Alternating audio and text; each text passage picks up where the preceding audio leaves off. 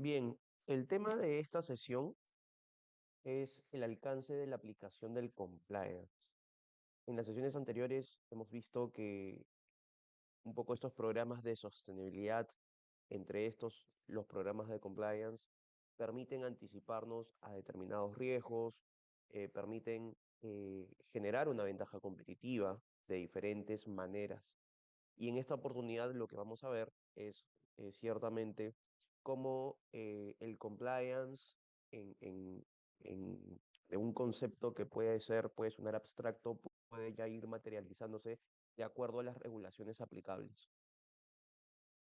En ese sentido, el objetivo de la presente sesión es básicamente explicar las materias regulatorias del compliance empresarial y los beneficios de aplicar dichos lineamientos, así como la estructura base a todo tipo de programa de compliance. Vamos de lo abstracto a lo específico.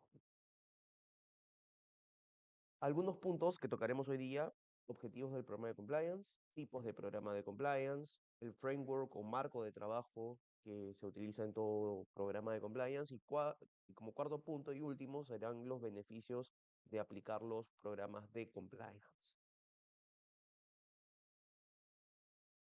Bien, como objetivo de los programas de compliance, en sí tenemos que, como fundamento, resulta el evitar que una compañía, una organización, una empresa incurra en delitos, infracciones, sanciones o situaciones que puedan repercutir en el negocio o su reputación y comprometer su sostenibilidad en el tiempo. Ya hemos hablado en algún momento de la primera sesión cuando nos referimos a sostenibilidad en los negocios. Estamos hablando de básicamente tres aspectos importantes en donde si es que nosotros aterrizamos cuáles son, cuál es este aspecto que estaría atacando o atendiendo el programa de compliance, pues estamos hablando desde un sentido de gobernanza. Sin embargo, también vamos a ver que un programa de compliance podría también tener un aspecto, un sentido eh, de cumplimiento de objetivos ambientales, porque hay programas de compliance que, si bien atienden la regulación ambiental, pues indudablemente el seguimiento y la fiscalización y la supervisión que existe del encargado de este programa sobre el programa de compliance ambiental, pues va a repercutir indudablemente en un aspecto positivo en el medio ambiente. Bien, ¿a qué tipo de programas de compliance entonces nos referimos? Tenemos diversos tipos de modelos y esto es en base a la regulación, ¿no? Como les mencionaba, tenemos que ya considerar desde lo general el concepto general de compliance y ya ir aterrizándolo a las regulaciones en específico. Por supuesto, tenemos entonces el compliance penal, tenemos el compliance corporativo, el compliance medioambiental, tenemos el compliance de prevención de riesgos laborales o de seguridad y salud en el trabajo, el compliance anticorrupción, el compliance de protección de datos personales, tributario, fiscal y libre de competencia. Diversos tipos en realidad de regulaciones que pueden ser tranquilamente adaptables a esta metodología, a este marco de trabajo de lo que significa el compliance. Bien, vayamos entonces primero por lo que corresponde, a modo de ejemplo, la Ley de Protección de Datos Personales, que es la ley número 29733. Esta ley determina, por supuesto, un marco regulatorio, un marco eh, de lineamientos aplicables a todas aquellas entidades que administren datos personales contenidos en banco de datos, sea entidades privadas o entidades públicas, ¿correcto? Y establecen una serie de principios, obligaciones, medidas de seguridad, que se traducen en la organización, clasificación de bancos, condiciones de seguridad, normativas internas, medidas de seguridad organizativas, jurídicas, técnicas. Establece un marco bastante robusto, esta ley y su reglamento y las directivas de la propia Autoridad Nacional de Protección de Datos Personales para efectos de generar la mejor seguridad y garantía de los titulares de datos personales, ¿correcto? Que en este caso son las personas naturales, que de alguna manera se ven comprometidas al terminar, pues, al transferir sus datos personales a ciertas entidades que administran los mismos. Entonces, ¿qué lineamientos deberían de aplicar estas entidades? Pues las previstas en la Ley de Protección de Datos Personales. Correcto. Entonces, la misma ley establece sanciones también, establece una serie de medidas correctivas que se pueden aplicar en caso pues, se identifique alguna infracción a esta ley, a este marco regulatorio que estamos hablando, y determina, por ejemplo, que podría haber una sanción entre 0,5 UITs a un máximo de 100 UITs. Aquí para aplicar, digamos, la graduación de la multa o de la sanción, en este caso se aplican los criterios de la Ley de Procedimientos Administrativos Generales.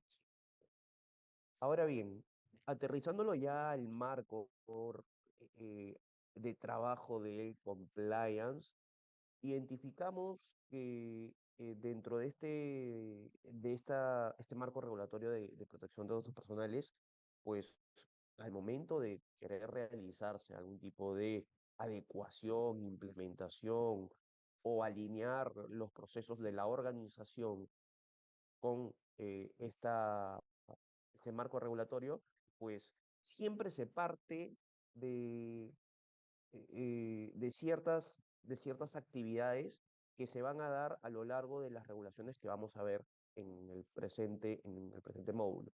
Por ejemplo, siempre se va a partir de un análisis de riesgos en el tratamiento de los datos personales en este caso. Hay una identificación, una evaluación de los riesgos respecto del tratamiento de los datos personales. Segundo, por supuesto, hay un control de los riesgos identificados, ¿sí?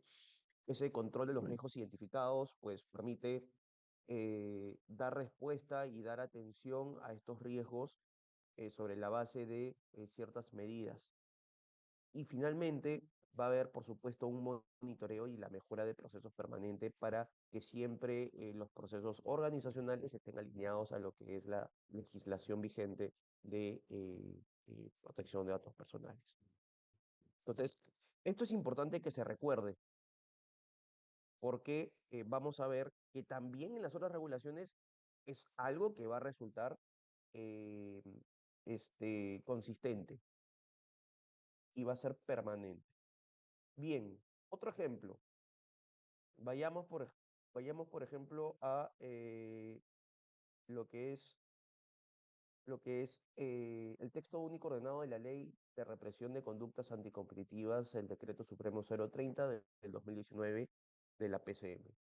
Este te habla un poco sobre los lineamientos y el marco regulatorio que se debe de considerar al momento de preservar la libre competencia en el mercado, por supuesto, ¿no? Entonces, en este caso, empresas, personas jurídicas, personas naturales y entidades, sean públicas, sociedades irregulares, patrimonios autónomos y de todo tipo, deben de respetar esta legislación en el marco de la promoción y de la preservación de la libre competencia en el mercado, ¿no?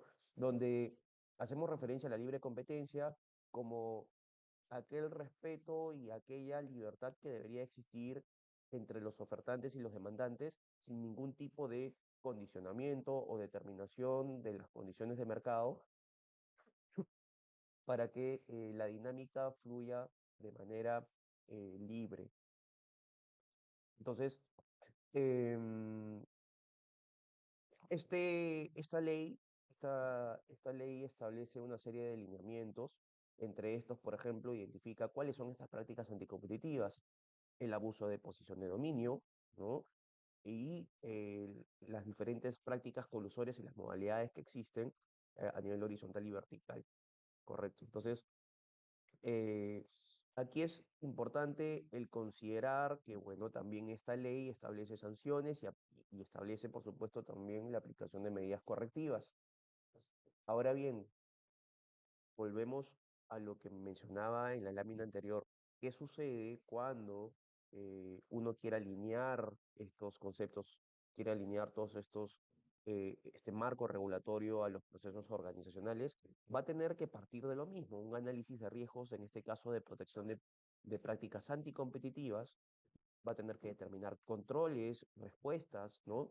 De los riesgos identificados y posteriormente un monitoreo y la mejora continua de todos estos procesos para que siempre pueda cumplir con el marco regulatorio vigente de, este, de la ley que reprime las conductas anticompetitivas, ¿verdad? Perfecto. Vamos ahora, por ejemplo, con la ley que crea la unidad de inteligencia financiera y en este caso la ley número 27693 determina cuáles son estos sujetos obligados o a qué llama sujetos obligados de acuerdo a eh, esta determinación, esta lista taxativa de organizaciones, empresas que por su giro de negocio y la sensibilidad de los mismos, de alguna manera están catalogados como sujetos obligados. Eso lo establece la norma y la ley que crea la unidad de inteligencia financiera fue la ley que empezó a determinar cuál es esta clasificación. Entonces, eh, este, esta ley genera un marco regulatorio aplicable a la unidad de inteligencia financiera, sus facultades, por supuesto, sus deberes, obligaciones, marco para poder sancionar sus prerrogativas y ya te da luces de que ciertos sujetos obligados pues deben de tener un sistema de prevención de lavado de activos, que se desarrollan los mismos por resoluciones SBS ya específicas. Pero digamos que la ley que crea la unidad de inteligencia financiera es el marco por el cual se empieza a desarrollar la implementación y la gestión de los sistemas de lavado de activos, ¿no? De prevención de lavado de activos en este caso. Entonces, inclusive si es que nosotros queremos también el poder empezar a alinear la ley que crea la unidad de inteligencia financiera, con sus resoluciones SBS, por ejemplo, siendo la general la 789 del 2018, ¿no? La resolución SBS, siempre se va a partir nuevamente y vamos a volver a lo mismo. Va a tener que existir un análisis de riesgos del AF, control de riesgos identificados y un monitoreo y mejora permanente de los procesos organizacionales para que se pueda cumplir con lo determinado, con los conceptos, con las obligaciones previstas en este marco regulatorio. Correcto. Vamos ahora, a modo de ejemplo, en la ley que determina la responsabilidad administrativa en las personas jurídicas, la famosa ley 30424 y su reglamento, ¿no? Esta ley, bueno, mal llamada responsabilidad administrativa porque es en realidad responsabilidad penal, ¿correcto? Pero bueno, esa es la denominación que se le colocó a esta norma. Determina un ámbito de aplicación tanto para personas jurídicas, para entidades, en este caso que están involucradas, implicadas en los delitos comprendidos que a continuación estamos viendo. Corrupción, lavado de activos, financiamiento del terrorismo, crimen organizado y adicionalmente, ya hace varios meses atrás, se publicó una modificación, ¿no? Una norma, una ley que modifica a la ley 3424 en donde agrega los siguientes delitos. Delitos tributarios, aduaneros, contabilidad paralela, delitos arqueológicos, reuso, falsedad de la colaboración de activos, terrorismo. Esto de aquí genera que se amplíe el alcance, ¿no? A esto al ámbito de aplicación de esta norma, por lo cual, de alguna manera, ahora las empresas deberían de tener pues una prevención total de sus actividades con respecto a estas contingencias delictivas.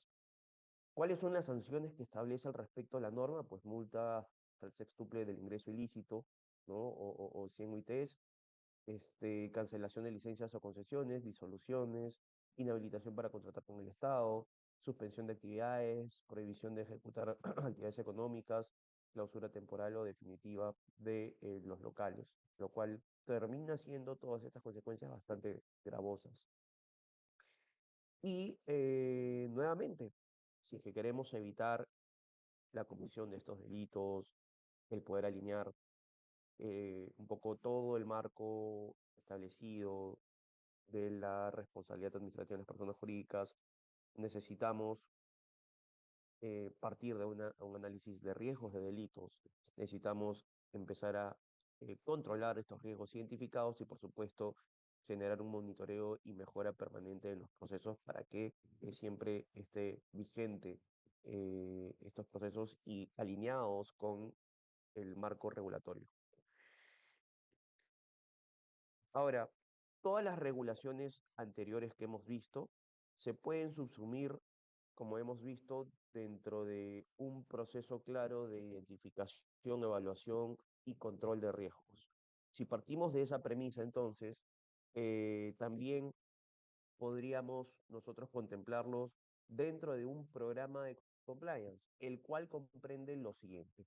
Comprende la designación de un encargado, ¿correcto? Que en este caso es el compliance officer, el encargado de prevención, el oficial de cumplimiento en prevención de lavado de activos y financiamiento de terrorismo, como, como se le pueda denominar, pero se designa a un encargado con idoneidad técnica, moral y económica para gestionar este programa de compliance, sea cual sea la regulación aplicable. Hemos visto algunos ejemplos: protección de datos personales, libre competencia, prevención de lavado de activos, financiamiento de terrorismo, y ahora proliferación de armas de destrucción masiva, eh, eh, los relativos a la ley 3424, ¿no? Entonces, el programa de compliance es como marco de trabajo, como framework, va a aplicar, correcto, a todos estos fundamentos, a estos lineamientos. Se va a subsumir. Entonces, es bastante flexible en realidad el programa de compliance porque se adapta simplemente a la realidad. Y en este caso, partimos entonces con la designación de un encargado, partimos también de la identificación, evaluación, control y monitoreo de riesgos, lo que mencionaba en todas las láminas anteriores, que siempre hay una permanente, hay una constante en que debe de aplicar alineamiento de todo tipo de regulación. En este caso, la identificación, evaluación, control y monitoreo de riesgos a partir de un perfil de riesgos, una matriz de riesgos, implementación de políticas y procedimientos, aplicación de controles de extremo a extremo, por supuesto, actividades de sensibilización, va consigo las actividades de capacitación y formación para que se puedan mitigar aún más eh, los, la materialización, ¿no?, de estos riesgos identificados por regulación. Canales de denuncias son los medios, son las herramientas que están a disposición para que todo colaborador, trabajador de la empresa, en cualquier tipo de nivel, pueda denunciar abiertamente o pueda reportar algún tipo de mala práctica y que de alguna manera esto pueda seguir un canal de investigación y tratamiento respectivo. Por supuesto, también existe, como habíamos mencionado también en las láminas anteriores, eh, un proceso de mejora continua, el desarrollo y perfeccionamiento, conexión directa con que tenga conexión directa con el negocio, y esto en atención a que debe ser un programa de compliance vivo, que se actualice, que mejore permanentemente, ¿sí? Algunos beneficios finales respecto de aplicar los programas de compliance, pues por supuesto, mejoran la imagen y la reputación de la organización, indudablemente. Hemos visto, por ejemplo, en la primera sesión, cómo inclusive el poder publicar, transparentar esta gestión que se tuvo a lo largo del año sobre el programa de compliance puede generar mucha confianza a los stakeholders. Creación de una ventaja competitiva, indudablemente, va a generar que tú te distingas del mercado porque mantienes una integridad en los negocios. Proporciona una seguridad jurídica a la organización porque, dicho sea de paso, las regulaciones anteriores prevén también que si es que tú tienes un programa de compliance implementado, puedes llegar a ser eximido de responsabilidad. Bueno, la organización puede eximirse de responsabilidad y podría individualizarse la infracción sobre aquellos que realizaron estos delitos, infracciones, ¿no? Cometieron estos hechos eh, a modo individual y no en nombre de la empresa. Entonces, por supuesto, a nivel jurídico nos permite para tener un escudo protector. nos ayuda a identificar los riesgos y gestionarlos. Como hemos mencionado, si es que uno hace el proceso de identificación de los riesgos para después controlarlos conforme a cada programa de compliance, el programa de compliance, en la medida que sea bastante efectivo en ese sentido, pues va a permitir identificar los riesgos y gestionarlos de manera concreta y fácil, ¿no? Y por último, y no menos importante, facilita la creación de una cultura ética a todo nivel. Una promoción de cultura de cumplimiento en donde eh, sea una identidad de parte de la organización, o mejor dicho, pues, que la organización mantenga una cultura en donde se identifique que la integridad pues es parte del día a día, ¿no? Que la integridad es parte, un componente esencial del negocio para ser parte a su vez de un todo dentro del mercado o dentro de la sociedad. Bien, con eso concluimos la presentación y muchísimas gracias.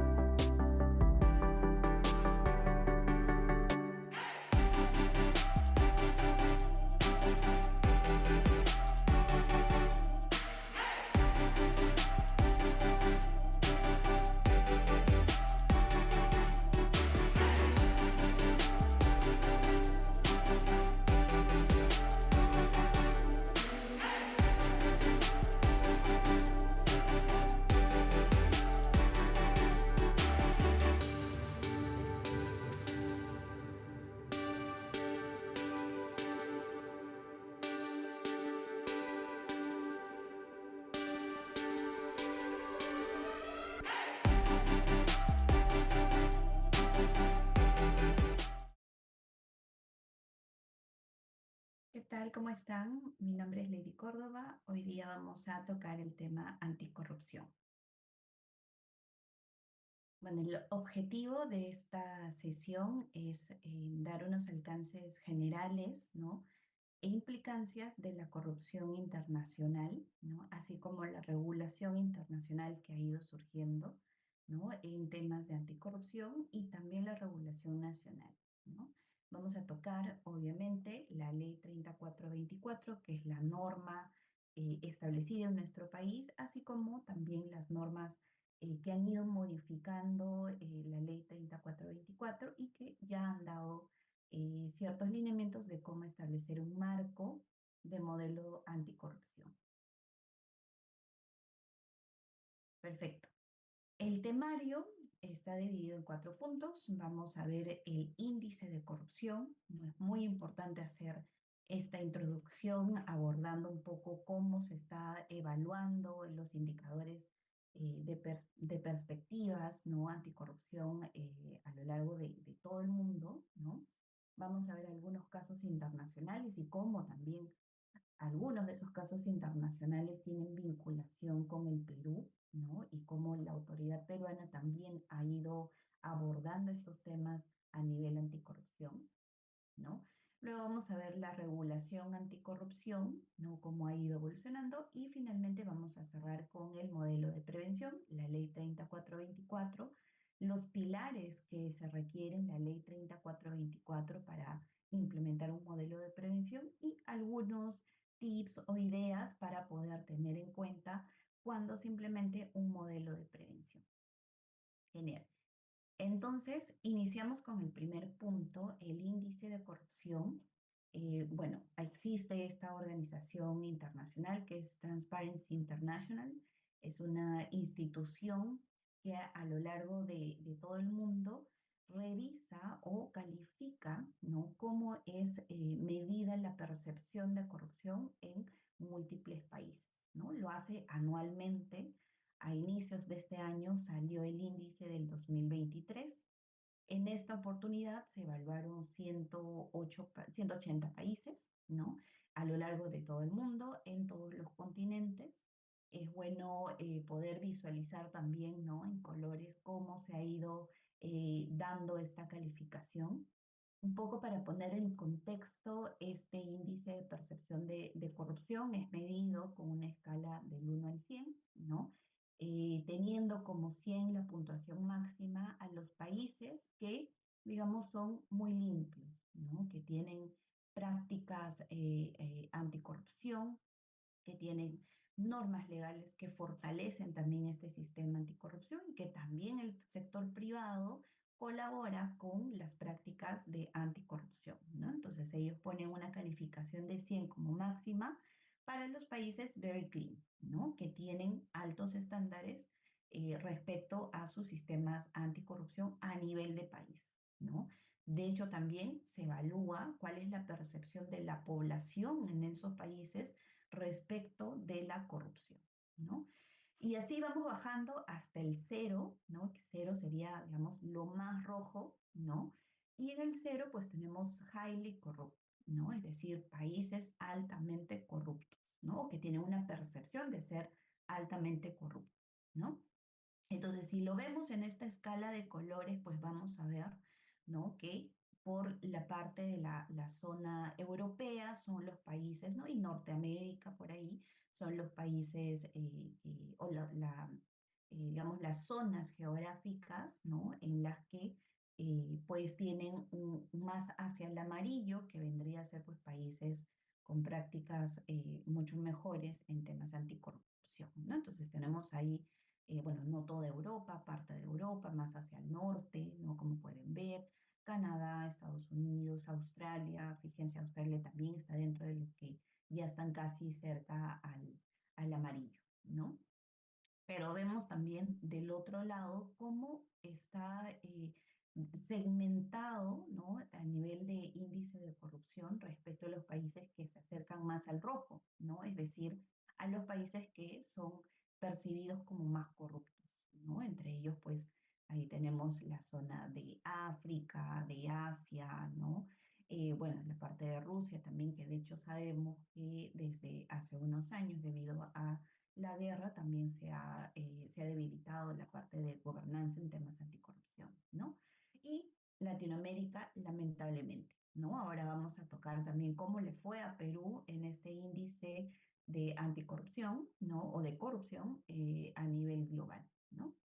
Entonces, quedémonos con esta cifra. En el año 2023 han sido calificados 180 países.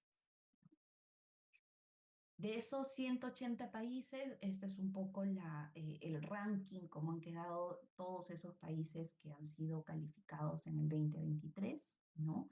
Desde el que es más very clean, ¿no? Que ya sabemos que la escala va hasta el 100, ¿no?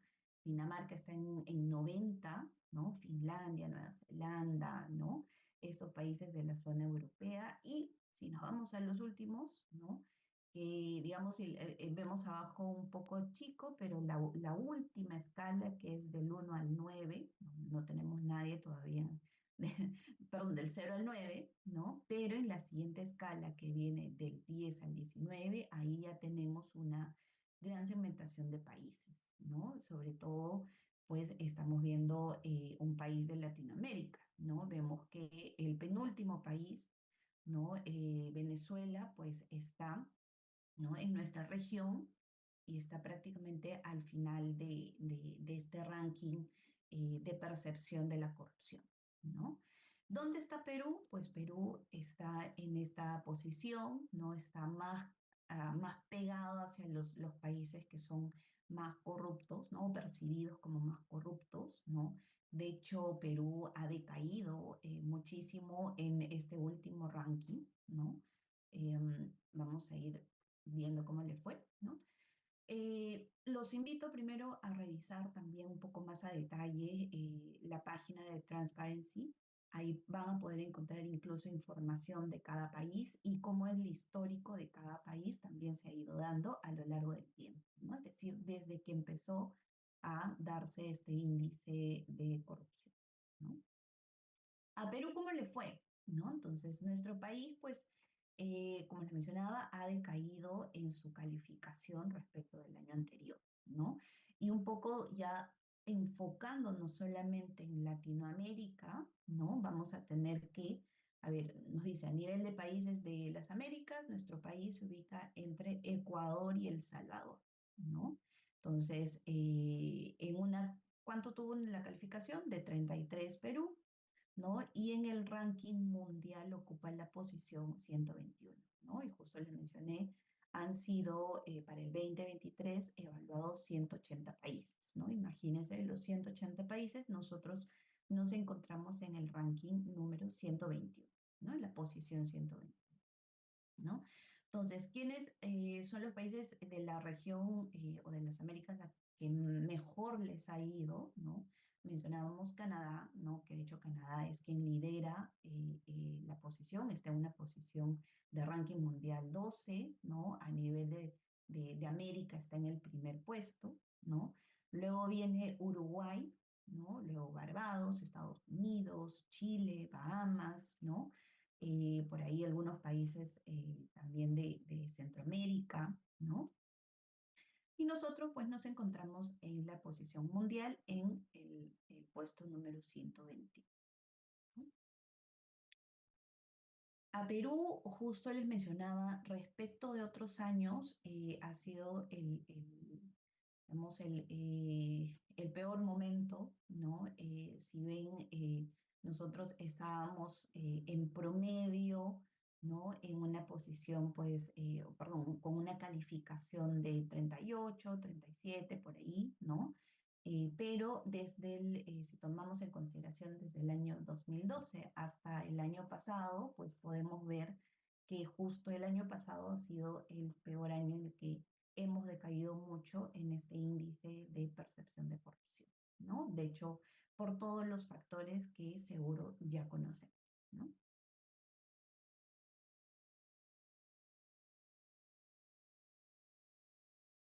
Entonces, luego pasamos a ver algunos casos internacionales, ¿no? No podemos dejar de lado mencionar también qué casos están pasando en la actualidad, ¿no? Y de hecho es muy importante tocarlo porque nos da cuenta también cómo las empresas privadas, ¿no?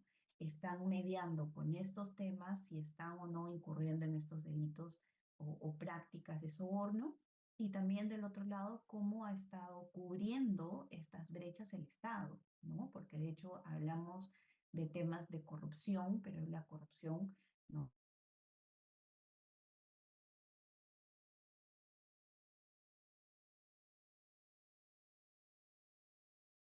Sí, acá tenemos un caso que es puramente internacional, ¿no? De hecho, seguro muchos conocerán la empresa SAP, es una empresa mundialmente conocida en temas de tecnología, ¿no?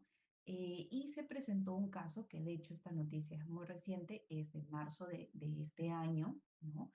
En el que la SEC es, digamos, el símil de la autoridad del mercado de valores en Estados Unidos, ¿no? Y la SEC pues regula a todo el sector de empresas que cotizan en la bolsa, ¿no? Entonces establece estándares justo de anticorrupción, antilavado de dinero y supervisa también a todas estas empresas que participan, ¿no? Entonces la SEC investigó un caso que de hecho con las autoridades norteamericanas también llegaron a iniciar un proceso de investigación, ¿no? En el cual la SEC alegaba que SAP participó en esquemas de soborno en Sudáfrica, Malawi, Kenia, Tanzania, Ghana, Indonesia y Azerbaiyán, ¿no? Entonces, en todos estos países había generado un esquema de soborno, ¿no? Entonces, la SAP, esta empresa, ¿no? Violó los lineamientos del FCPA, que es la norma, ¿no? De Estados Unidos que regula justo las prácticas de soborno hacia funcionarios, ¿no? de Estados Unidos. Entonces, el FCPA evidentemente es una de las normas que todas las empresas que cotizan en la bolsa de Estados Unidos tienen que cumplir, ¿no? Entonces, SAP violó esta norma al emplear intermediarios y consultores externos, ¿no? Desde al menos diciembre del 2014 hasta enero del 2022 para pagar sobornos a funcionarios gubernamentales para obtener negocios con clientes del sector público en los 7 países mencionados, ¿no? Entonces, imagínense, SAP siendo una empresa multinacional que cotiza en la bolsa de Estados Unidos y seguro también otras bolsas europeas, lo que hizo fue establecer un esquema de soborno en todos esos países, ¿no? Para poder gestionar y pagar sobornos a funcionarios gubernamentales de esos países para cerrar negocios, ¿no? Entonces, evidentemente, la SEC lo que hizo fue investigar, ¿no? Se llamó también a los representantes de la empresa, ¿no? Evidentemente aceptaron pues estas prácticas, ¿no? Porque hubo detrás una investigación, ¿no? Y lo que hizo pues la SEC es sancionar a la empresa, ¿no? Y la sanción, pues, fue de 100 millones de dólares que tuvo que pagar la empresa, ¿no? Entonces, las multas en Estados Unidos, cuando se identifica estas prácticas de soborno hacia empresas privadas, pues son bastante altas, ¿no? Y pues eso también impacta no solamente económicamente o financieramente hacia la empresa, sino también reputacionalmente, ¿no? Entonces es un caso internacional, imagínense pues a la empresa SAP, ¿no? Teniendo que pagar toda esta multa, ¿no? Y viendo expuesta también su marca y su reputación, ¿no? Por verse involucrado en temas de soborno, ¿no? Otro caso, ¿no? Que también fue investigado e identificado por la SEC, ¿no? Pero que en este caso es muy particular hacia Perú porque también una de las sucursales de esta empresa estaba en Perú, bueno, también en otros países, ¿no? Como en China, pero esta investigación, digamos que también tuvo una vinculación con nuestro país, ¿no? Y se trata pues de una compañía de marketing de Estados Unidos, ¿no? Que pagaba $10 millones para resolver acusaciones de soborno en Perú y en Chile, ¿no? Entonces, ¿cómo saltó esto? O nuevamente la SEC, ¿no? Porque esta empresa, pues, es una empresa de Estados Unidos, ¿no? Entonces, llegaron a un acuerdo, la SEC, luego de hacer toda la investigación, ¿no? Y de determinar que efectivamente hubo estas prácticas de soborno, ¿no? Lo que hizo esta empresa es pagar esos $10 millones, ¿no? Entonces, porque nuevamente esta empresa, pues, cometió actos que estaban por fuera de la ley de la FCPA, ¿no? Entonces, esta compañía de marketing digital y de impresión, pues, desembolsó $6.9 millones, ¿no? E intereses de aproximadamente, ¿no? $960.000, ¿no? Y acordó adicionalmente pagar una multa civil de $2 millones, ¿no? La SEC pues resolvió la acción de cumplimiento mediante una orden administrativa y no acudió a tribunales. Es decir, también existe dentro del proceso de investigación que la SEC pueda, digamos, llegar a un acuerdo con la empresa privada cuando se determinan estos actos, ¿no? Entonces, en este caso, pues la compañía tuvo que pagar, ¿no? Todos estas multas, infracciones, ¿no? Debido a esta práctica, ¿no? La compañía pues llegó a un acuerdo sin admitir o negar hallazgos de la SEC, ¿no? Entonces, decir, aceptó, voy a pagar la multa, ¿no? ¿Qué más? Bueno, el caso de la SEC versus Quad Graphics Inc. Quad Graphics Inc. es la empresa que estamos mencionando de marketing y de impresión, ¿no? Y teníamos pues acá dos temas que vinculaban a Perú y Chile, ¿no? Porque la SEC cuando investiga hace toda la investigación a nivel global, ¿no? Identificó que en China esta empresa, Quad Graphics Inc., tenía también una subsidiaria que se llamaba Quadtex Shanghai Training Company, ¿no? Y en este país lo que hizo pues, fue uso de agentes de ventas falsos para hacer y prometer pagos indebidos a empleados de clientes de los sectores privados y gubernamentales para ganar negocios, ¿no? Entonces, básicamente, prácticas de soborno, ¿no? Entonces, y acá tenía prácticas de soborno tanto a privados como a públicos, ¿no? Este fue una de los resultados que salió de la investigación que hizo la SEC. Y el otro resultado sí involucraba también una empresa subsidiaria en Perú, que viene a ser Quadgraphics Perú S.A., ¿no? En la que de la investigación saltó que hubo pagos repetidamente y prometió sobornos a funcionarios del gobierno para obtener contratos de venta y evitar sanciones, ¿no? E intentó influir indebidamente en el resultado judicial de una disputa con la autoridad fiscal peruana, ¿no? Entonces, este caso que fue identificado en Estados Unidos por la SEC, investigada en la cual también se identificó subsidiarias y que intervinieron, ¿no? También tuvo que ver, ¿no? Con una subsidiaria acá en Perú, que viene a ser Quadgraphics Perú, ¿no? Adicionalmente, la SMB también ha evaluado bastante este caso y ha hecho un estudio, ¿no? Respecto evidentemente, la información que obtuvo de la SEC, pero también información en nuestro país de cómo se fue identificando y llevando a cabo toda la investigación.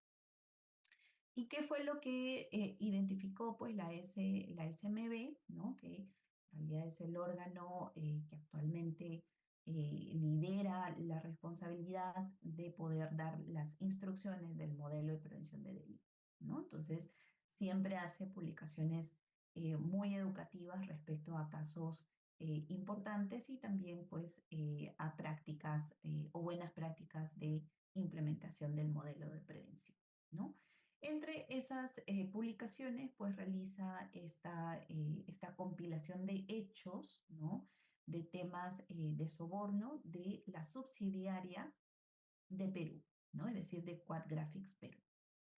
En el 2011 identificó pues un individuo con influencia en el gobierno peruano, se acercó al jefe de ventas de Quad Graphics Perú a fin de solicitar que Quad Graphics Perú le pagara una comisión a cambio de contratos con el INE, ¿no? Es decir, con el Instituto Nacional de Estadística e Informática, uno de los clientes más importantes de la subsidiaria peruana, ¿no? Es decir, acá ya había una vinculación, ¿no? De cliente-proveedor entre el INEI y Quad Graphics, ¿no? La propuesta fue puesta en conocimiento del gerente general de Quad Graphics Perú, quien dio su aprobación verbal para pagar el software, ¿no? Entonces, esta información, mejor dicho, toda esta información es información que la SMB obtiene justo de la investigación que hizo la SEC, ¿no? Luego también tenemos otro hecho vinculante con el INEI y Quad Graphics Perú, ¿no? Tenemos que durante el periodo 2011-2016, Quad Graphics Perú, a través del jefe de ventas, habría realizado pagos de soborno a los funcionarios del INEI, ¿no? Con el fin de asegurar contratos, ¿no? Dichos pagos indebidos se habrían realizado a través de 4 proveedores externos, los cuales eran empresas falsas que no contaban con operaciones comerciales reales, ¿no? Estos proveedores falsos habrían sido utilizados para encubrir pagos de sobornos tanto a funcionarios gubernamentales como a clientes privados en nombre de Quad Graphics en Perú, ¿no? Entonces, vemos cómo también a lo largo del tiempo se van estructurando las prácticas de soborno, ¿no? ¿Qué más? Para que pueda completarse los pagos de comisiones indebidos, ¿no? Habría intervenido el gerente senior de finanzas de Quad Graphics Perú, quien para autorizar los pagos se aseguraba de que las facturas relacionadas a los 4 proveedores falsos contaran con aprobación previa del jefe de ventas y del gerente general de Quad Graphics Perú, ¿no? Los sobornos que Quad Graphics Perú habría pagado a funcionarios del INEI representaba aproximadamente el 13% de cada orden de trabajo y se pagaron a través de facturas falsas, ¿no? Que fueron aprobados rutinariamente por el jefe de ventas y el gerente general de Quad Graphics Perú, ¿no? Por los servicios presentados por los 4 proveedores falsos y pagados por el gerente senior de finanzas de Quad Graphics Perú, ¿no? Durante este periodo, pues Quad Graphics Perú habría pagado o prometido más de $1 millón americanos, mediante los cuales la matriz le habría enriquecido injustamente en más de 4.4 millones de dólares, ¿no? Entonces, vemos también cómo desde la matriz, pues se tenía, ¿no? En algún punto, muy seguramente, algún tema de información respecto de estos pagos, ¿no? Porque al tratarse de $1 millón, pues efectivamente se tiene que buscar de dónde sacar el dinero. Entonces, ya al tener una matriz con antecedente, pues y con este tipo de prácticas, ¿no? También nos lleva a poder identificar, ¿no? Que dentro de la empresa y pues de las subsidiarias habían ejecutivos involucrados, ¿no? Entonces, este es uno de los hechos que la SMB justo publica respecto a este caso de Quadgraphics Perú. Luego también sacó información respecto de cierto caso, ¿no? Vinculado al Ministerio de Educación, al Minedo, ¿no? Y ahí se identificó también que durante el periodo 2011-2015, el jefe de ventas y el gerente general de Quad Graphics Perú habrían utilizado también a los proveedores falsos para pagar más de 117 mil dólares, ¿no? En sobornos a funcionarios del MINED, ¿no? Para reducir multas y extender las fechas de entrega de ciertos contratos de impresión de material educativo, ¿no? Con el fin de evitar incumplimientos, ¿no? Además, se habría pagado más de 45 mil dólares en sobornos adicionales para evitar sanciones por incumplimiento en los términos de contrato, ¿no? Estos pagos de soborno se habrían realizado a través de un fondo que se creó con ayuda de otros 7 proveedores externos falsos. Como resultado de esto, la matriz se habría enriquecido injustamente con más de 970 mil dólares americanos, ¿no? Los pagos de soborno se habrían registrado falsamente en los libros y registros de Quadgraphics Inc., principalmente como servicios de preimpresión o relacionados, ¿no? Entonces, vemos cómo también dentro de la estructura organizacional de esta empresa, pues se tenían controles, ¿no? Para poder cubrir o intentar cubrir estas prácticas de soborno, ¿no? Entonces, más adelante justo vamos a ver cómo se implementan estas prácticas, ¿no? O estos controles antisoborno, ¿no? Descubrimiento, esto lo dejo un poco más a lectura de ustedes para que puedan investigar sobre este caso, ¿no? A nivel general, pues en 2013, por ejemplo, el gerente senior de finanzas de Quadgraphics Perú reportó al Ejecutivo de Finanzas, ¿no? Para América Latina los pagos de soborno, ¿no? A través de facturas falsas relacionados con proveedores externos también falsos, ¿no? Es decir, podemos, o de la investigación también se identificó que ha habido gerentes de acá de Perú que comunicaban estas prácticas pues a su línea de reporte, digamos, en América Latina o en la matriz también en Estados Unidos, ¿no? Y que hubo conocimiento de la alta dirección, tanto de Perú como de las matrices o línea de reporte respecto de estos hechos, ¿no? Bueno, a fines del 2015 se nombra un nuevo gerente senior de finanzas, ¿no? Quien recibió el reporte de los dos gerentes, ¿no? En el 2016, el nuevo gerente senior de finanzas, ¿no? Reportó la existencia de varias facturas sospechosas, es decir, pues ya a raíz de esta noticia, de este escándalo, hubo un cambio de directivos y se empezó a investigar internamente, ¿no? A mediados del año 2016, la SEC revisó los libros contables de Quadgraphics Inc. y descubrió pues, las prácticas de soborno internacional, ¿no? Que justo hemos mencionado anteriormente, ¿no? Algunas notas que de acá de Perú, ¿no? La Comisión de Defensa de Libre Competencia de Indecopi, ¿no? Mediante la resolución 015-2021, ¿no? De fecha 5 de mayo de 2021, sancionó a Quadgraphics Perú y otros por prácticas colusorias horizontales, ¿no? Otra nota o información adicional que el Ministerio Público peruano ha iniciado una investigación contra Quadgraphics Perú y otros por la presunta comisión de delitos de cohecho transnacional, colusión agravada, entre otros, ¿no? Entonces, vemos que en nuestro país también se ha iniciado la investigación por parte de las autoridades respecto de estas prácticas colusorias, ¿no? Anticompetitivas, ¿no? Pero también del lado del delito de cohecho transnacional, ¿no? Entonces, estos dos casos los he traído para poder ver cómo en la realidad se dan estas prácticas de soborno, ¿no? Y que no solamente, y bueno, quizá a veces nosotros tenemos más información de empresas muy grandes, ¿no? Pero de hecho también hay empresas a todo nivel y todo tamaño, pues que puedan verse involucradas en estas prácticas de soborno, ¿no? Entonces, estos son los casos, digamos, que no debemos cometer, que debemos evitar, ¿no? Porque detrás, pues, existe también un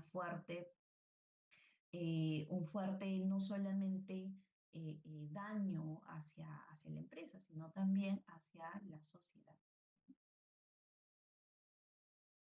Luego pasamos a ver la regulación anticorrupción, ¿no? Y como vemos, pues las prácticas todavía de soborno no solamente datan de la historia, sino que estos dos últimos casos son muy recientes, ¿no? Y que han sido sancionados también recientemente, ¿no? A nivel mundial, en la regulación anticorrupción, tenemos, ¿no? En el 1977, el FCPA, el Foreign Corrupt Practices Act, que es la ley la ley estadounidense, ¿no? De prácticas anticorrupción en el extranjero, ¿no? Es la norma inicial o la norma que da prácticamente origen a la práctica antisoborno, ¿no? En esa época cuando en realidad la práctica de soborno era una práctica normal, ¿no? Generalizada en todas las empresas, digamos, de esa época, ¿no? Evidentemente sí había empresas que por una práctica, digamos, de conciencia, pues no tenían estas prácticas de corrupción, pero había una segmentación de empresas que querían salir de Estados Unidos y empezaron a, digamos, a posicionarse en otros países, pero a través de prácticas de corrupción hacia funcionarios de gobierno, ¿no? Por eso Estados Unidos, pues, crea esta ley FCPA, que es la primera norma anticorrupción, ¿no? Que de hecho en realidad prácticamente da el origen a toda la práctica o toda la regulación anticorrupción a nivel mundial, ¿no? En 1999 entró en vigencia la Convención para combatir el soborno de funcionarios públicos extranjeros en transacciones comerciales internacionales, ¿no? Esta convención en realidad fue liderada por la OCDE, ¿no? Entonces, imagínense cuánto tiempo después, ¿no? Sale recién una convención internacional para que los países comprometidos y adheridos a la OCDE empiecen a tener prácticas nacionales para combatir, ¿no? Los actos de soborno de funcionarios, ¿no? Pero ojo que hasta esta época a nivel mundial solamente se habla de las prácticas de soborno de funcionarios públicos, ¿no? En el 2023, ¿no? Sale una convención un poco más amplia, ¿no? También que complementa estos objetivos de la OCDE, ¿no? Y se publica la Convención de las Naciones Unidas contra la Corrupción, ¿no? Ya las Naciones Unidas, habiendo más países adheridos, comprometidos a poder tomar estas prácticas de las Naciones Unidas, es que empieza pues a generalizarse más las prácticas anticorrupción en muchos más países, ¿no? En el 2014 sale una ISO 19600, que es el Compliance Management System, es decir, solamente unas guías, ¿no? Pero lo más importante es en el 2016, cuando nace la ISO 37001, que es el sistema de gestión anti-SOC, ¿no? Esta norma, digamos que ya es un estándar, ¿no? Aplicable para cualquier empresa, ¿no? Que quiera en realidad establecer un verdadero sistema de gestión antisoborno a todo nivel, ¿no? Y de hecho esta ISO, al ser un estándar internacional, pues lo puede aplicar o implementar cualquier tipo de empresa, de cualquier tipo de industria, servicios e incluso cualquier tamaño, ¿no? La idea es que al menos una empresa, sea el tamaño que tenga implementado requerimientos o lineamientos mínimos para gestionar las prácticas de soborno y que éstas no se den en su organización, ¿no? Es decir, tener pilares antisoborno, ¿no? Esto es a nivel mundial, cómo ha ido, digamos, un poco saliendo la regulación antisoborno aplicable a todos los países, ¿no? Y en el Perú también hemos tenido, ¿no? Una evolución de nuestra norma, ¿no? Iniciando en el 2016 con la ley 3424, que es la ley de responsabilidad administrativa de las personas jurídicas. Esta ley solamente nace con el objetivo de combatir el delito de cohecho transnacional. En el siguiente año, en el 2017, se publica el decreto legislativo 1352, que amplía a delitos de cohecho activo genérico y cohecho activo específico, lavado de activos y financiamiento de terrorismo. Entonces se adhiere, ¿no? O se amplifica un poco más el ámbito del delito de cohecho, ¿no? Ya no se queda solamente el cohecho transnacional, sino que abarca otras modalidades de cohecho y se añade lavado de activos y financiamiento de terrorismo, ¿no? En el año 2018 se publica la ley 3835, que amplía a delitos de colusión y de tráfico de influencias, ¿no? En el año 2019 se publica el Decreto Supremo 002-2019 JUS, que publica el reglamento de la Ley 3424, ¿no? No sin antes mencionar detrás que en el año 2018 también se publica una resolución legislativa 30769, ¿no? Que es la Convención para combatir el cohecho de servidores públicos extranjeros en transacciones comerciales internacionales, ¿no? Un poco para fortalecer el marco anticorrupción, pero a nivel de país, ¿no? A nivel de Estado también, ¿no? Entonces, porque la ley 3424 en realidad pues más está enfocado en las prácticas antidelitos, pongámoslo así, porque nació solamente como práctica anticorrupción, pero ahora es antidelitos, ¿no? Y enfocada más en el sector privado, ¿no? Entonces, y en el año 2023, ¿no? Sale la ley 31740 que amplía la norma a 40 delitos. Entre ellos, ¿no? Esta es la gama de delitos, obviamente dentro están los tipos de delitos adicionales, ¿no? ¿Qué delitos actualmente son los que abarcan la ley 3424, ¿no? Delitos de contabilidad paralela, delitos contra los bienes culturales y el patrimonio paleontológico, delitos de colusión simple y agravada, delito de cohecho activo genérico, delito de cohecho activo transnacional, delito de cohecho activo específico, delito de tráfico de influencias, delito de lavado de activos, financiamiento de terrorismo, delitos aduaneros, delitos tributarios y delitos de terrorismo, ¿no? Entonces, este es el segmento, ¿no? De delitos que actualmente abarca la ley 3424 debido a la modificación de la ley 31740, ¿no? Entonces, este es un poco el marco regulatorio aplicable a pues, las empresas en el Perú, ¿no? Imagínense cuánto tiempo ha pasado, ¿no? Para que esta norma también vaya evolucionando, ¿no? Nació en el 2016, pero evidentemente, pues, nadie podía aplicar, ¿no? Esta norma porque era, todavía tenía ciertas brechas, porque no había reglamento, ¿no?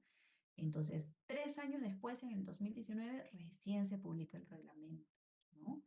Pero aún así todavía no era exigible porque no había, ¿no? Una entidad del Estado pues que impulse, ¿no?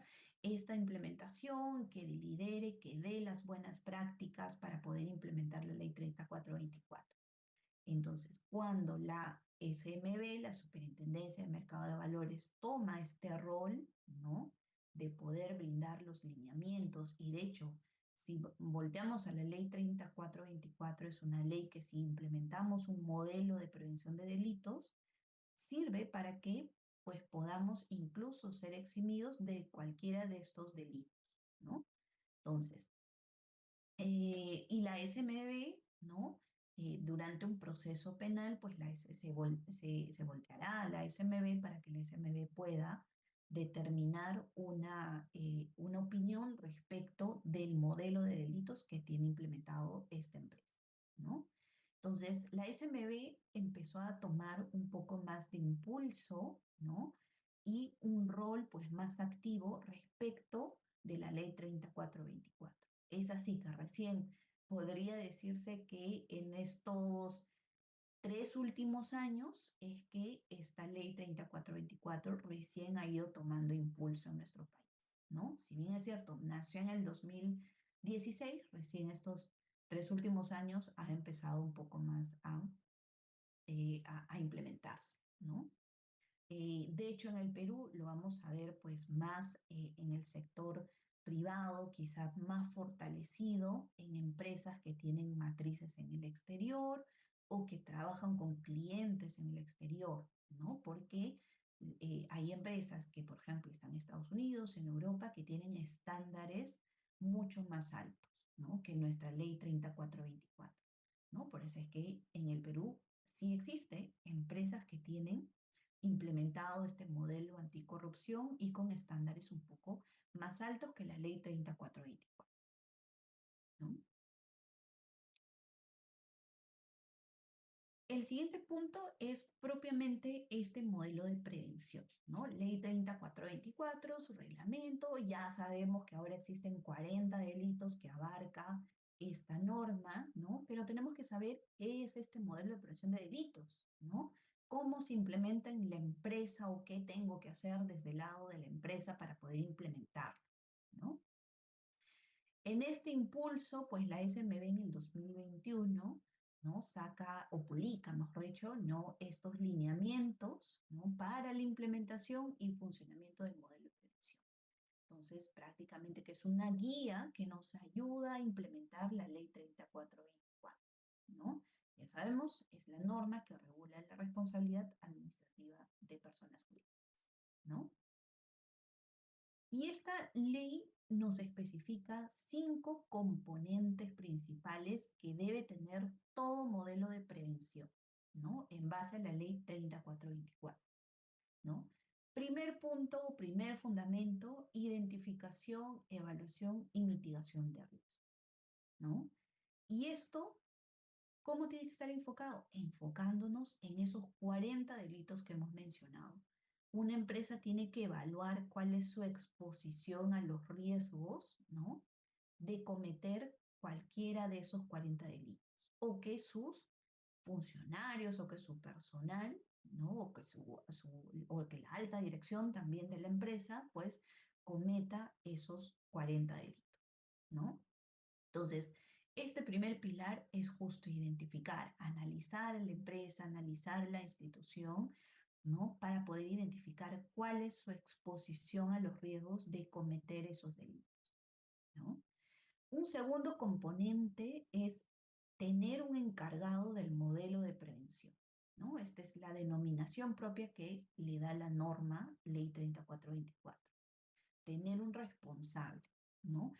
Y este responsable, o bueno, como se denomina en la ley, encargado del modelo de prevención, va a ser un rol muy importante, ¿no? De cara a la implementación y al monitoreo de este modelo de prevención. ¿No? Es el responsable dentro de la empresa de que se implemente y se continúe con este modelo de prevención, ¿no? Un tercer pilar es la implementación de procedimiento de denuncia, ¿no? Y eso es un componente muy importante para todas las empresas, ¿no? ¿Por qué?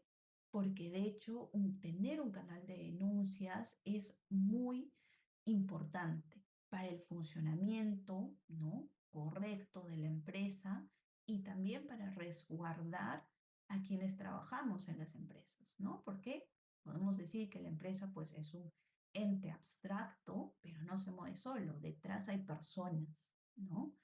Entonces, establecer un procedimiento de denuncia que sea abierto para que cualquier trabajador de la empresa pueda decir, acá hay un acto posiblemente de soborno, ya sea hacia un funcionario público o hacia un privado, ¿no? Que ahí estaríamos hablando también, ¿no? De la comisión de actos de fraude, ¿no?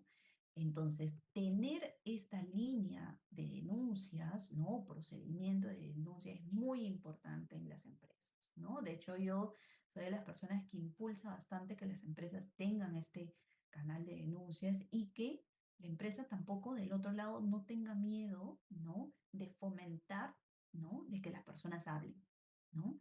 Porque así en realidad pues somos más transparentes con la situación de la empresa, ¿no?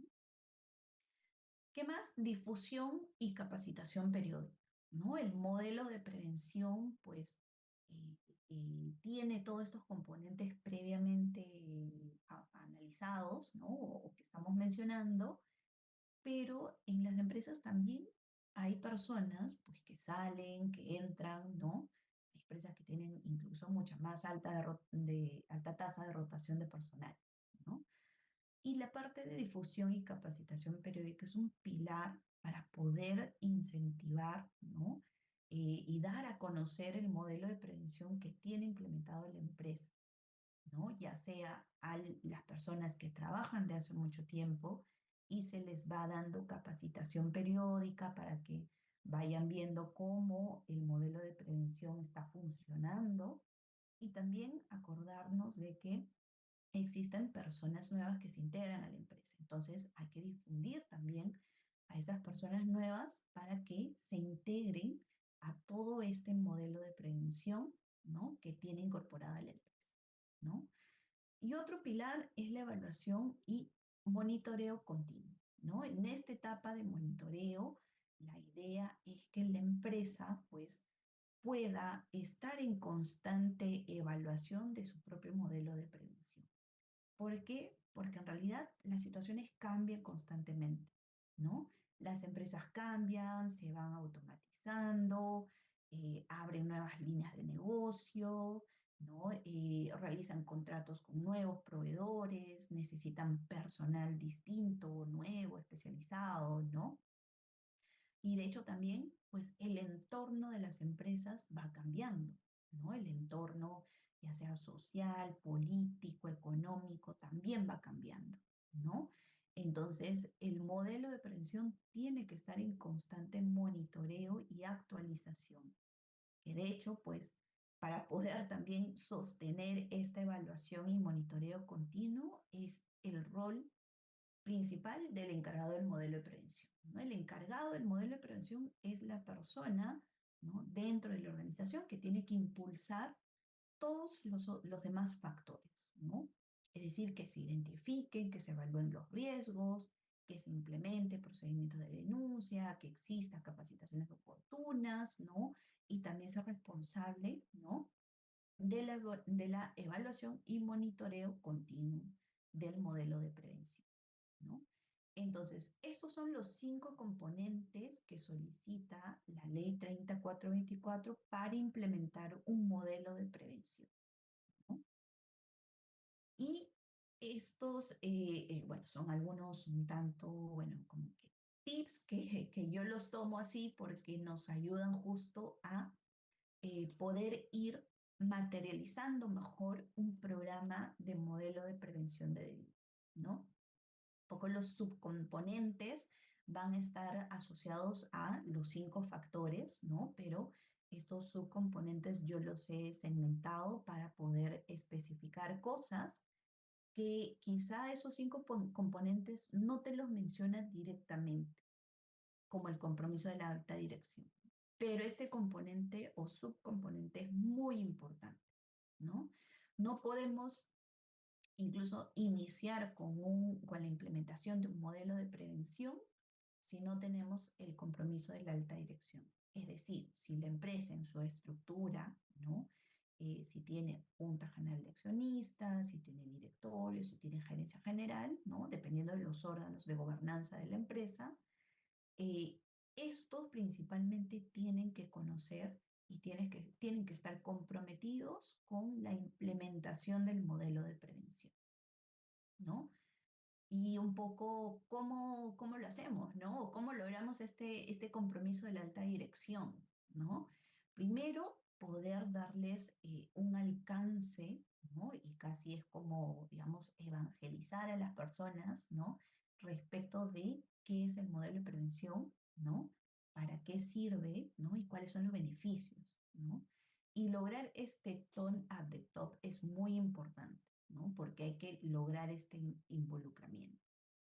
Generalmente, ¿qué se hace? Se suscriben declaraciones, ¿no? Los directores pues declaran, se comprometen a poder implementar el modelo de prevención, a dar el soporte también a la organización para su implementación, ¿no? Y a cumplir, evidentemente, pues con todas las políticas y procedimientos anticorrupción, ¿no? Entonces, esa declaración es muy importante, pero antes, pues, hay que llevar el mensaje primero para poder tener este compromiso de la alta dirección. Se materializa con estas declaraciones, ¿no? ¿Con qué también se materializa? Con una cultura organizacional, ¿no? Y ese punto es muy importante. Cuando se quiere implementar un modelo de prevención, tenemos que voltear y ver cómo funciona la empresa, cuáles son los valores que tiene la empresa, cuál es el componente cultural de esta empresa, ¿no? Y hay que revisar si es que va en línea o si es que hay que modificar algunos componentes de la cultura organizacional para darle un mayor realce al modelo de prevención, ¿no? Entonces, no olvidarnos de la cultura organizacional, ¿no? Entonces, que de hecho la cultura organizacional va a estar muy ligada a otro componente que viene a ser la capacitación, ¿no? Entonces, este es el primer, digamos, subcomponente que nos ayuda a poder implementar esos 5 componentes principales de la ley 3424. El otro componente, como veíamos, la gestión de riesgo, ¿no? Hay que identificar esos riesgos individuales de cada empresa, ¿no? Porque, ojo, una empresa es distinta a la otra, ¿no? Por más que a veces sean del mismo sector, se dediquen a la misma actividad económica, por dentro todas son distintas. Van a tener una estructura organizacional distinta, van a tener personas distintas, cultura distinta, ¿no? Entonces, la manera de funcionar de cada empresa es autónoma y cada empresa tiene que identificar su propia exposición de riesgo a esos 40 delitos que mencionábamos, ¿no? Tiene que haber un proceso participativo. Para eso va muy de la mano la cultura organizacional. Porque si nosotros no damos a conocer dentro de la cultura el modelo de prevención y la importancia del modelo de prevención, no vamos a poder tener la participación de todas las áreas, ¿no? Porque el modelo de prevención en realidad abarca a todas las áreas de las empresas. Recursos humanos, logística, de hecho logística pondría dentro de las áreas con una exposición a mayor riesgo, ¿no? ¿Qué más? Las gerencias, operaciones, tecnología de la información, todos van a tener un rol importante dentro del modelo de prevención, ¿no? Por eso se requiere de un proceso participativo de todas las áreas, ¿no? Y luego para poder implementar la gestión de riesgos tenemos que establecer una metodología, ¿no? Una metodología que funcione también a la empresa. Se puede utilizar algunos estándares internacionales para poder implementar esta tecnología, ¿no? Por ejemplo, la ISO 31000, COSO-RM, entre otras, ¿no? El siguiente subcomponente son las políticas y procedimientos de cumplimiento, ¿no?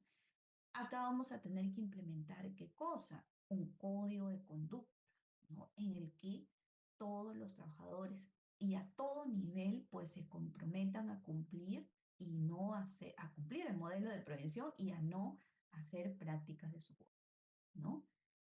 Tenemos que crear, ¿no? Una política de prevención del delito, ¿no? Que nos dicte como organización cuáles son los pilares para prevenir, ¿no? La comisión de estos delitos. Y también establecer procedimientos de debidas diligencias. ¿Por qué? Porque nosotros primero tenemos clientes, ¿no? Entonces tenemos que revisar nuestro procedimiento de cómo nosotros realizamos la debida diligencia, el due diligence, es decir, cómo revisamos la idoneidad de nuestros clientes. Si son de verdad personas con las que queremos nosotros tener relaciones comerciales. Luego tenemos a los proveedores también, y los he subrayado bastante porque dentro de los proveedores también tenemos ahí una brecha muy importante que debemos cubrir. Tenemos que asegurarnos la idoneidad también de nuestros proveedores, ¿no? ¿Por qué? Porque si nuestros proveedores, y sobre todo si tenemos proveedores importantes de cara a nuestro negocio, se ven expuestos o involucrados ya directamente a un delito, ¿no? Entonces puede, por contagio, digamos, vernos involucrados, ¿no? Contrapartes también, si tenemos algunas contrapartes estratégicas, socios de negocios, etcétera, ¿no? Y también nuestros colaboradores, ¿no? Entonces, tenemos que establecer dentro de la empresa procedimientos de debida diligencia. Hay muchas empresas que ya tienen procedimientos de debida diligencia, ¿no? Pero hay que revisarlos para ver si efectivamente tienen incorporado controles, ¿no? De cara a mitigar, pues, prácticas de la comisión de delitos, ¿no? Otro subcomponente es la comunicación y capacitación, ¿no? Que es muy importante. Tiene que haber capacitación permanente, ¿no? Al menos se sugiere, pues, una vez al año, ¿no? Una capacitación respecto del modelo de prevención, ¿no? Y aprovechar para dar cuenta también cómo o cuáles han sido los resultados, ¿no? Del modelo de prevención en ese periodo, ¿no? Y también se sugiere, pues, realizar capacitación diferenciada, ¿no? ¿Por qué? Porque en realidad los trabajadores tienen distintos niveles, ¿no? De exposición a los riesgos, ¿no? El área de logística, los trabajadores de logística tendrán pues más exposición porque pueden tener más involucramiento en la decisión de contratación de proveedores, ¿no? El área comercial respecto a la contratación de clientes, ¿no? Entonces, tiene que haber una capacitación diferenciada, ¿no? Dentro de los roles de la empresa y de hecho también de cara hacia el directorio, ¿no? Porque acuérdense de los casos previamente vistos, como la alta dirección, la gerencia general, los directivos, incluso de matrices de esta empresa, pues eran conscientes y incluso daban la autorización para pagar sobornos, ¿no? Entonces, las capacitaciones también tienen que ser diferenciadas dependiendo del rol que tenga la persona dentro de la empresa, ¿no? El poder de decisión también que tiene dentro de la empresa, ¿no? Otro componente es el canal de denuncias, que ya lo habíamos mencionado. Estas pueden implementarse ya sea de manera in-house dentro de la empresa o pueden ser tercerizadas, ¿no? Pero hay dos aspectos muy importantes que se tienen que revisar cuando se implementa canal de denuncias. Primero, asegurar la confidencialidad y el anonimato, ¿no? Cuando la persona que denuncia, pues lo hace de forma anónima o no, pero siempre se debe asegurar la confidencialidad dentro de estos procedimientos, ¿no? Y también se tienen que establecer mecanismos de protección y protocolos claros, sobre todo para poder proteger al denunciante, ¿no? Y que no pueda tener represalias cuando una persona denuncia pues a otro trabajador de haber cometido estos delitos, ¿no? Entonces, el canal de denuncias también tiene que detrás revisarse mucho los procedimientos que den soporte y gestión al canal de denuncias de una empresa, ¿no? Luego tenemos otro subcomponente que es de supervisión y monitoreo, ¿no? Acá tenemos una evaluación de efectividad del modelo de prevención porque justo hablábamos, hay que monitorear, tenemos que supervisar porque las cosas son constantes. Entonces, hay que estar siempre revisando si el modelo de prevención de hoy, de repente a fin de año, pues necesita ser ajustado porque está perdiendo efectividad algunos controles, ¿no? Y una segunda evaluación también enfocado en los principales procesos de debida diligencia como el modelo o cuando implementemos o revisemos un modelo de prevención, vamos a ver que quizá exista algunos procedimientos o procesos que se han ajustado o que hemos incorporado controles adicionales a procesos de la empresa. Entonces también tenemos que dar un seguimiento, una evaluación para asegurarnos que efectivamente están funcionando estos controles, ¿no? Entonces esta supervisión es más como un aseguramiento de que las cosas están funcionando bien, ¿no? De que los controles que se implementaron para evitar o evadir pues estas prácticas, las personas que trabajan las están aplicando, ¿no? Y finalmente tenemos el encargado de liderar el modelo de prevención, ¿no? Que de hecho también en otras regulaciones nacionales o internacionales lo conocemos como el oficial de cumplimiento, OC, ¿no? ¿Y qué características o qué cosas tenemos que tener en cuenta para poder tener un encargado del modelo de prevención? Tiene que ser una persona con alto nivel jerárquico, es decir, no puedo asignar este rol de responsable, pues, digamos, a personas que están trabajando de forma externa bajo modalidad de locación de servicios, o un practicante, o un asistente, ¿no? tiene que tener un alto nivel jerárquico, es decir, a nivel de algún gerente dentro de la plana de la empresa, ¿no? Tiene que tener independencia. Y eso es un aspecto muy importante. ¿Por qué? Porque esta independencia va a ayudar a que este encargado del modelo de prevención pueda ejercer sus responsabilidades de forma independiente, sin necesidad de interferencia, pues de ningún otra índole, ya sea comercial, no operativa, etcétera, ¿no? Y también se le tiene que dar adecuados recursos e infraestructura para que pueda ejercer sus funciones, ¿no? Entonces ahí va de la mano, ¿no? Si la empresa es muy grande, se necesita más personal, pues un recurso sería pues asignar una persona de apoyo para que el encargado del modelo de prevención pues pueda gestionar también mejor sus tareas, ¿no? Infraestructura también, ¿no? Hay empresas que son grandes, necesitan hacer seguimiento más controles, ¿no? Y tienen cierto software que los ayuda a poder automatizar, ¿no? Algunos procesos, ¿no? Y hacer más eficiente algunos controles en materia del modelo de prevención, ¿no? Entonces, estos son, digamos, ya más aterrizado algunas características o tips que yo lo llamo, ¿no? Para poder implementar un modelo de prevención.